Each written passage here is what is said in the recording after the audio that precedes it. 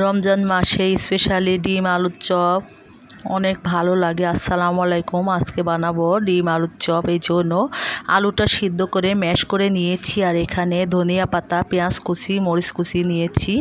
আর এটা তেলে ভেজে আমি ভর্তাটা আগে করে নিব।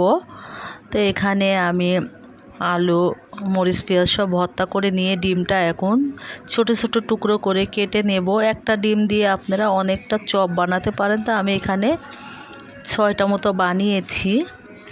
তো এখানে আমি ডিমগুলা এখন ভর্তা দিয়ে সেট করে চপগুলো বানিয়ে নেব।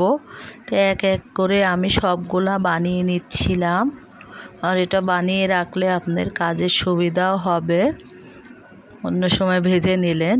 আর এটা কালারটাও সুন্দর আসছে ধনিয়া পাতা দেওয়ার জন্য।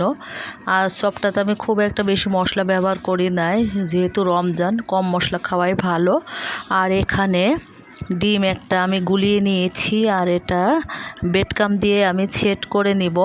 তো বেডকাম দিয়ে কোট করে নিচ্ছিলাম ডিমগুলা, চপগুলা। তো এক এক করে সবগুলা আমি চপ সেট করে নিয়েছি।